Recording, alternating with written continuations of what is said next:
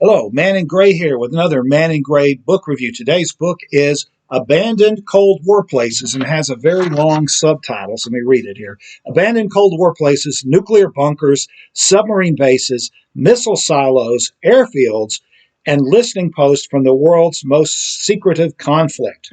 It's a book whose text was written by Robert Greenfield. It was published by Amber Books in 2019, and it's 224 pages long. This is a photography book, a picture book of abandoned Cold War sites. The Cold War lasted from 1945 at the end of World War II until 1991 when the Soviet Union collapsed and broke apart. It was called the Cold War because there wasn't an actual war. There wasn't an actual big world war. There were smaller regional conflicts, proxy wars basically, in Southeast Asia, South America, and Africa largely, but none of them escalated up into an all-out nuclear world war, and thank goodness for that. But during this long, almost 50-year period, there was a standoff between basically two economic systems and the two major superpowers left after World War II. And those two systems, of course, were capitalism, epitomized and led by the United States of America and its allies in Western Europe, North and South America, and parts of Asia, and communism, which was represented by the Soviet Union, its Eastern European allies, and some of its allies in Asia and Cuba. And looking at this book, you can see just the enormous resources that were put into preparing for a possible hot war. This book is full of hundreds of color photographs of various abandoned missile silos and bunkers and so forth.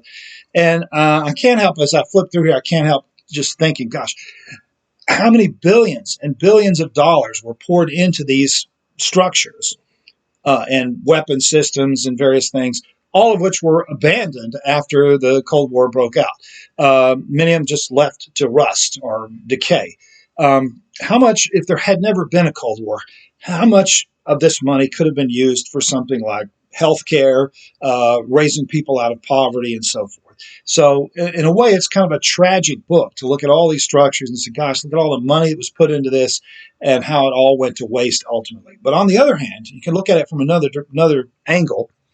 It was the vast amount of money that the Soviet Union and its communist allies, its Warsaw Pact allies, spent on these structures that ultimately led to the end of the Cold War, because the Soviets made one huge mistake. They spent so much money on defense trying to keep up with the United States, whose economy was much bigger than the Soviet Union.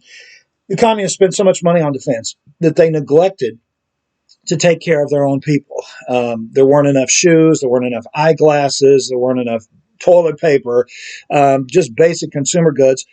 And eventually people got fed up with the repression, the political repression, and the lack of consumer goods and lack of freedom and so forth. And they rose up and overthrew all these countries, and it happened with astonishing speed.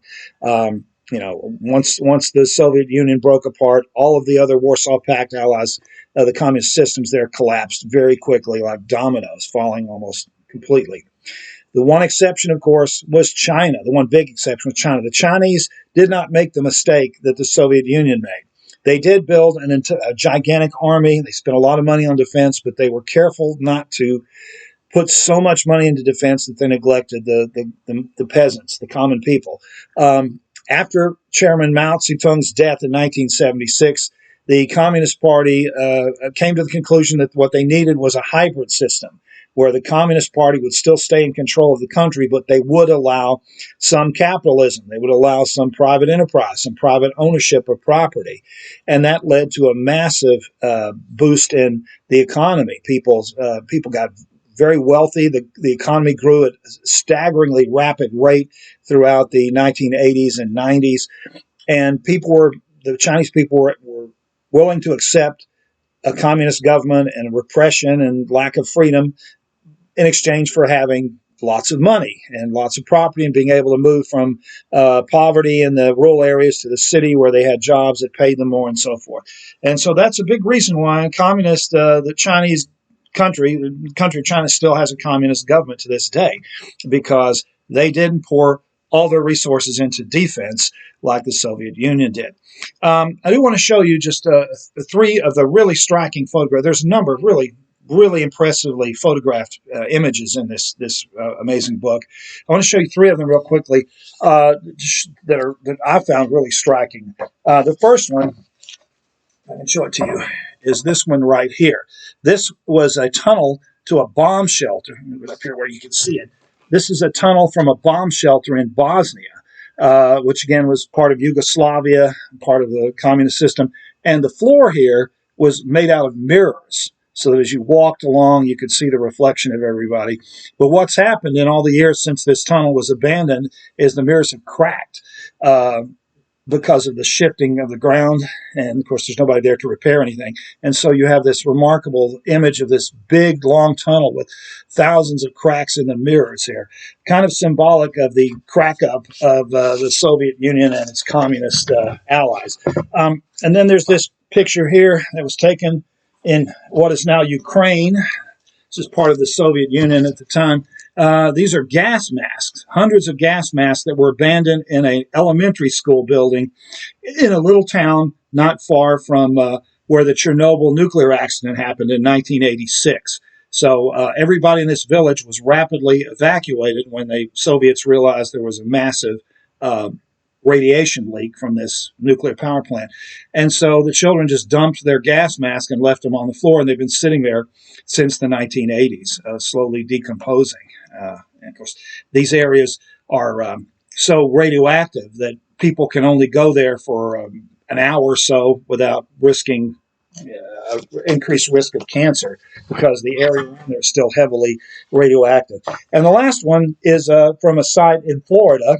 This book covers all over the world, not just Eastern Europe, but the United States, Western Europe, Asia, even some in Africa, because the Cold War has basically affected everyone. This is a field of abandoned B-52 bombers. Well, they're not really abandoned. It's a airplane graveyard. These are all B-52 bombers that are mothballed at an airfield in South Florida. And basically, eventually, most of these bombers are going to be scrapped.